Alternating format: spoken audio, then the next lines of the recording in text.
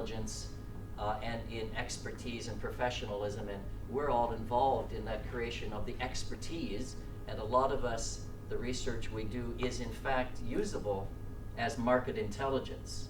We don't always frame it that way, but it is. And so the destinations and cities that are strong and dynamic are investing in these areas here, including research.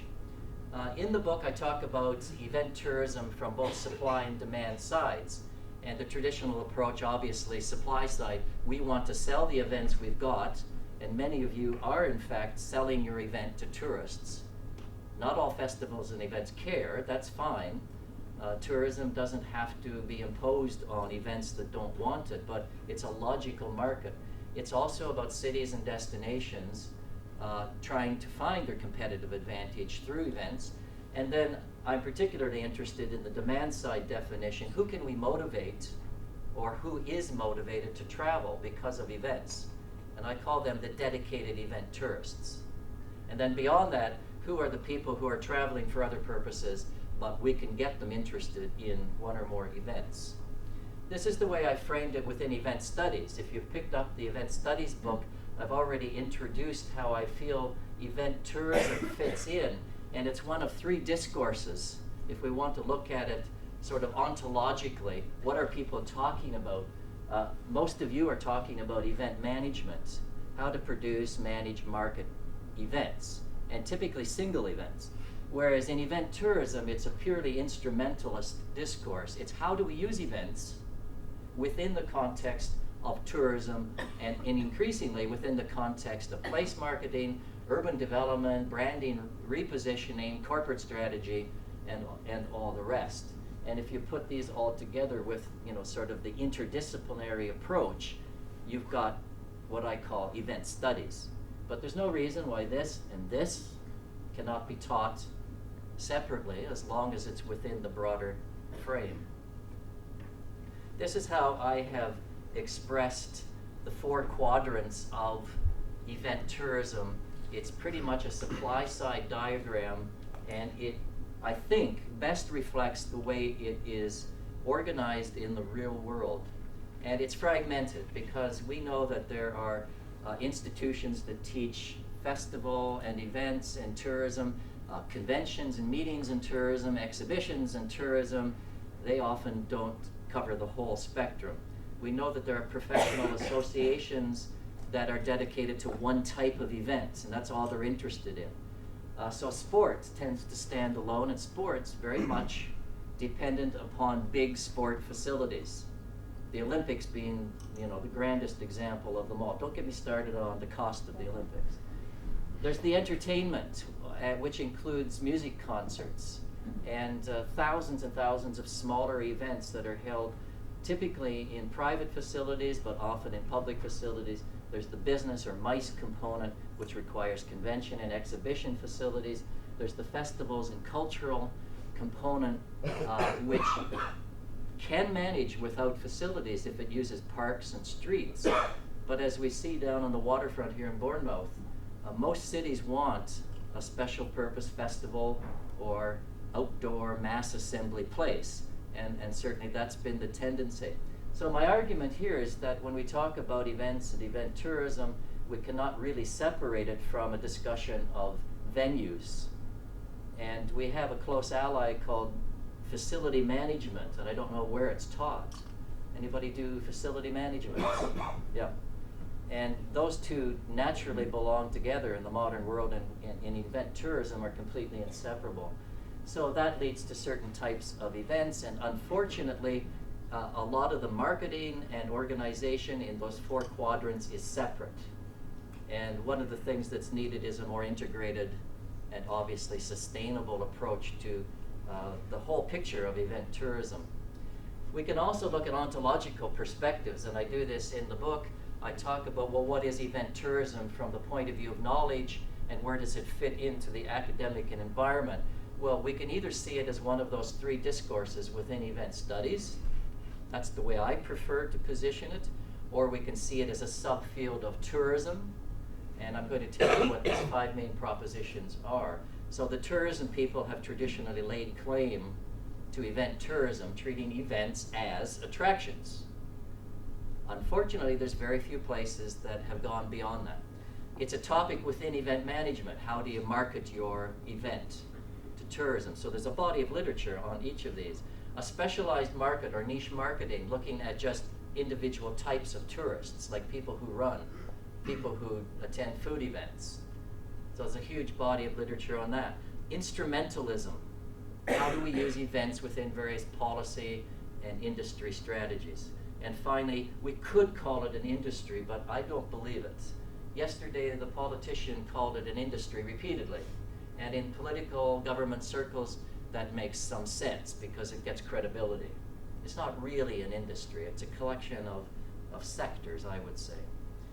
Within event tourism, these 5 propositions really determine the discourse on event tourism.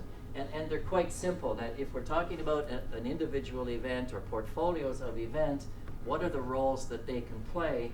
Well, we want to create a positive image which connects clearly to place marketing. We want to animate venues and places. We want big events in particular to be catalysts for infrastructure development or advances in marketing. And obviously, we want our event to be a tourist attraction, and particularly we would like international events, high yield tourists, and those that pump the maximum amount of money into local and regional economies. But increasingly we see that whatever perspective you take on event tourism must also fit in with environmental, social, and cultural policies. There are very few places that have allowed events to proliferate without viewing them in these contexts and saying, well, we also want your events to serve other purposes. And what's happened here then is we have overlapping portfolios. You've got event tourism, you've got social and cultural and environmental portfolios of events, and somehow all those stakeholders have to get together.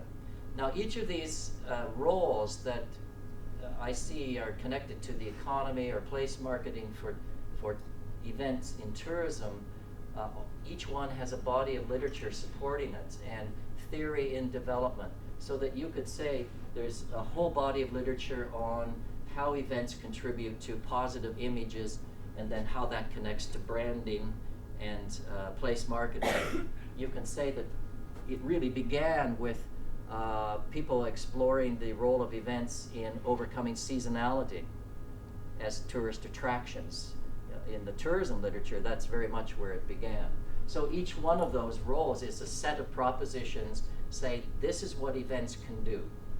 And I'm pretty satisfied that there's enough theory development in each of those to say yes, events can perform all of those important roles, but we don't have any truly predictive theory within this field. In the book, I talk about 5 big challenges, and these are really aimed at anybody who's interested in developing marketing or engaging in policy and strategy for event tourism. I can't cover all of these equally, but talk about the change from top down to bottom up so that we can liberate innovation within communities, within individual event organizations, that it shouldn't all be a centrally managed event tourism strategy. Yet in many places it is, for the simple reason that the people who are most involved, who are bidding on events, like the Olympics, seldom consult the public, often view what they're doing as being confidential. They don't really want people to know what they're doing, seldom are accountable fully for their expenditures, and they believe that they're engaged in business in order to prop up accommodation or the restaurant business or the people who are paying their way. So there really is a big disconnect, and it mostly is a top-down approach. Moving from supply to demand side, I want to illustrate that with research. Moving from single events to talking about populations and managed portfolios. You know, where is it all going when we have 50 events in one community? How do we deal with that? Creating your own destination events, which I think is catching on fast. Not just bidding on them, not just marketing what you've got, but saying there's a gap in our portfolio. Let's create a new hallmark or iconic events. And finally, an integrated and sustainable approach is probably the biggest challenge. Now, bottom-up versus top-down, I've just talked about. Most of the development agencies, and Australia was probably where they were pioneered the most for events in general, but just about every city has a convention bureau or a visitor and convention bureau. They also engage in top-down work. They don't consult the community. They just get on with doing their job. And I think a good example is Event Scotland and what they're doing, and there are other agencies that have engaged with their entire community, whether it's at the state or national level. And what they say is this funding program supports events outside the big cities, which is where it's usually concentrated. And obviously part of what they want to do is foster growth and innovation and get communities engaged with events and tourism. So that's just by way of an example of what can be done. Not going to focus on that. What I mean by the demand side approach is really market intelligence. What is the research that we as a community can do, as well as consultants, government agents, to assist in the event tourism process? And a lot of what you and I do that really isn't called marketing or market intelligence can be applied if only there's a connection with the industry or the people who are likely to use it. I'm most interested in the sport and leisure market. These two go together, but sport is so big, I've given it a separate topic. And I believe that within the leisure and sport markets that there is infinite possibility, and I mean that literally, an infinite possibility for diversification and growth. Why? Because any interest you could think of leads to events. And events automatically lead to travel and tourism. And we've been exploring this using ethnography and looking at various interest groups or subcultures or social worlds in depth. And in every case, when people start to communicate with each other about their special interest, there are events and there are industry groups and destinations that cater to them and attract them because of their special interest. So I think that's the area of explosive growth. It's in the leisure or experience economy. So I want to illustrate this with recent research that has been completed. I worked with Swedish colleagues. We got large sums of money from industry and agriculture in Sweden to explore foodies and food tourism. So it's an illustration of the demand side thinking and how it fits into market intelligence for event tourism. I'm going to show you the connections. So we're talking about foodies. Who are they? What do they like? Where will they go? What's their image of Sweden? What could motivate them to come to Sweden? And incidentally, now I suspected this all along because we've done previous research in Australia, but incidentally it led to some major conclusions about events and event tourism.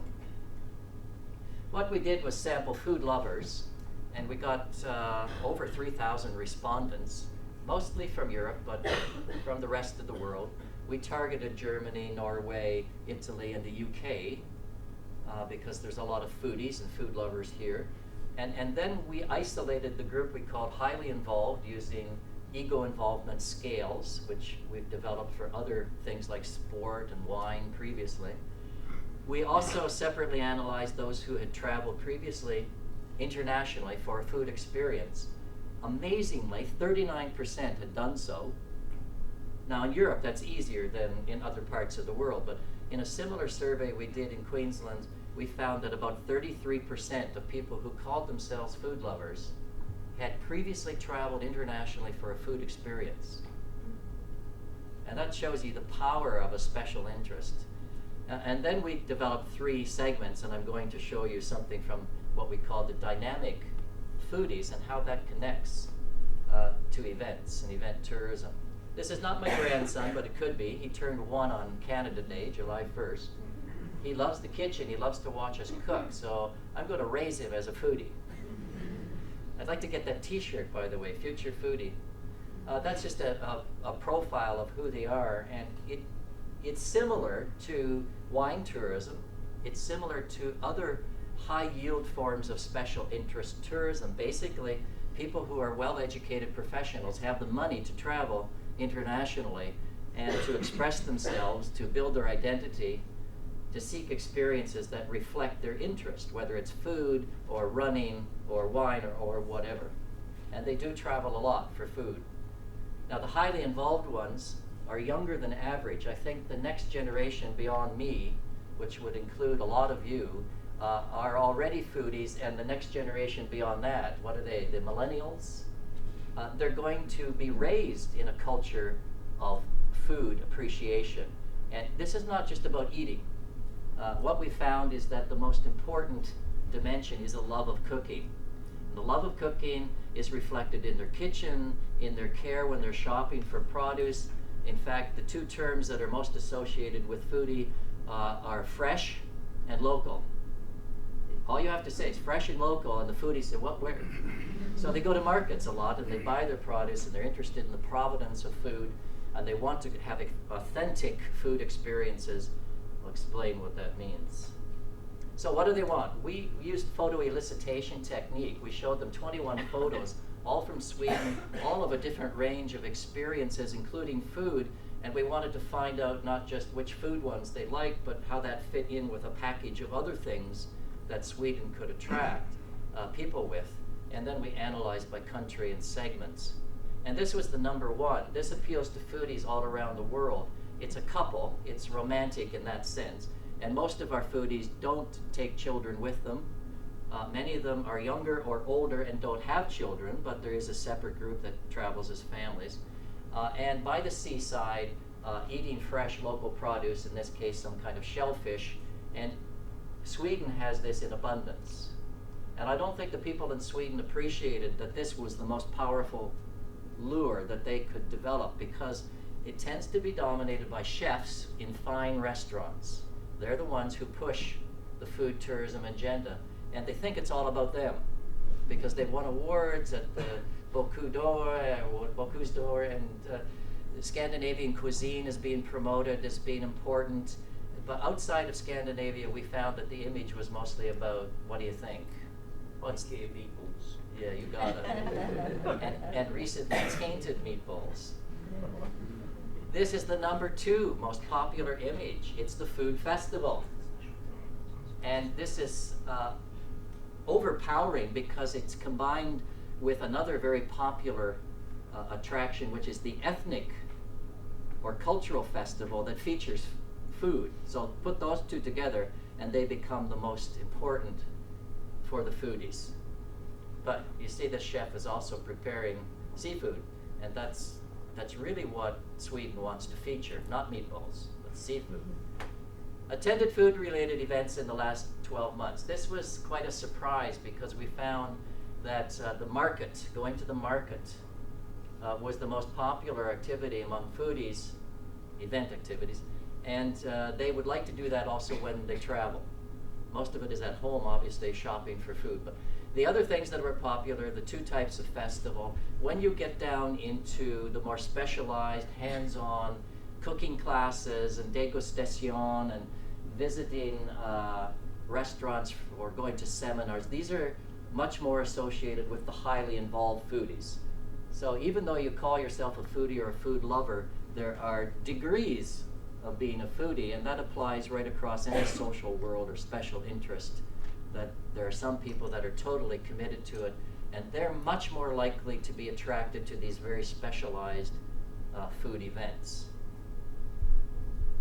Now we did this segmentation, and the one I want to feature is the dynamic foodies, and we based the segmentation on clustering statistic, and we found that using the involvement scale didn't work well because most of them were involved to some degree.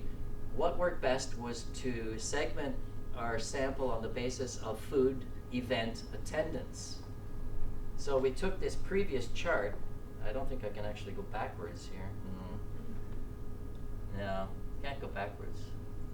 Oh, there. We took this chart and we used the differences to cluster into these 3 segments because that split the population best.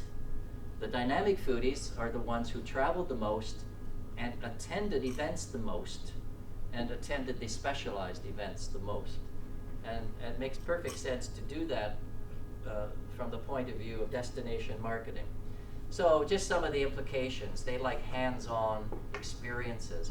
And I have to go through some of this quite quickly, but it leads to this model, which I think is very important for not just food tourism, but all events. That the typical food festival, if you look at what's available online, and I search these constantly and I read all the books and material about what food events and food festivals are offering, it's hedonistic. It's about consumption. You eat, you drink, you have a good time.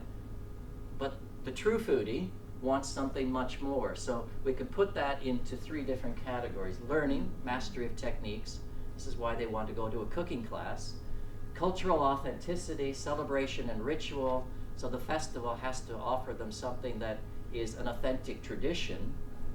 Heritage interpretation is crucial because the foodie wants to know.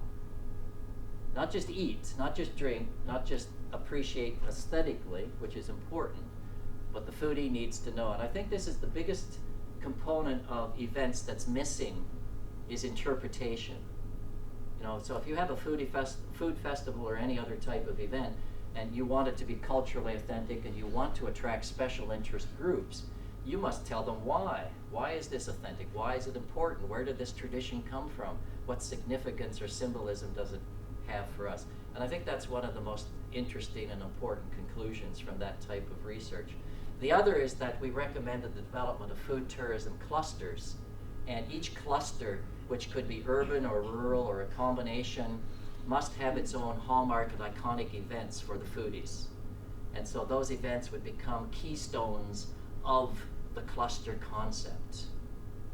So that you can see the development of an event tourism strategy based on food derived from research, and that's the point really I want to illustrate. A second case study, if you like, although it's not framed as a case study, is Trans Rockies, run by a former student of mine who is now part owner. They produce and manage events. So it's a private for-profit company. And what they're doing is developing destination events that attract tourists. And I've called them iconic because each of the events that they develop have a symbolic value for a particular social world. Runners or mountain bikers, those are the two areas they specialize in. And they understand the experiences that those people want because that's where they started. They started as runners and mountain bikers. And so they built their business around that market intelligence. And I think every destination wants to have iconic destination events aimed at particular special interest markets. So it turns out that there are many more females running these days than in many other sports. So the mountain biking is dominated by males, and it's much more balanced participation by gender in the running. And that tells you something. You really need to know the marketplace and segment them that way as well in order to understand how to build your events. And a lot of material that we've done from researching these people at the two events, we can compare them. And I think this gender question is vital for any exploration of special interests. I know from personal experience how women think quite differently about wine and food and running and sports than men do. And this model was also quite a revelation coming out of this research, that what we found were that people who were running or biking, going to destination events, had portfolios of their own. And there was a great deal of overlap, not between these two events. One is in Colorado, one's in Alberta. But the people who participate in mountain biking also tend to participate in road cycling, and many of them run. The people who are runners, 42% of them also did mountain biking events. Now this is something of a revelation, that you don't find them segmented or specialized on just one type of sport or event. That when you get involved in a challenging athletic pursuit, you tend to have multiple interests. And that fits into a piece of theory, which is Constellation Theory, how brands holding symbolic value will allow you to pick from a range of products, services, experiences that best reflect your self-identity, say as a foodie or a runner. So I put this model together to show that in a constellation of events, you can have one that's iconic overall, like the Boston Marathon is got the highest symbolic value for runners, but also anybody else who's in triathlon or Ironman or in any of those sports, they would like to have a good time in the Boston Marathon. But within each of those types of activity, you're going to have lesser iconic events, and many of these are being created by the private sector for profit because they understand those markets better than anybody else. Another related interdisciplinary theory development that some of you are involved in is this travel career theory. And as people become more highly involved, they tend to go to more events and travel more extensively. And each piece of research we're doing on, we're trying to develop aspects of this theory. And if you understand the marketplace, as they do in Tasmania, created this choral music festival, they understood that by creating something that was iconic in that social world and saying this is a great place to gather if you have an interest in singing in choirs, became an instant success for them. And I think many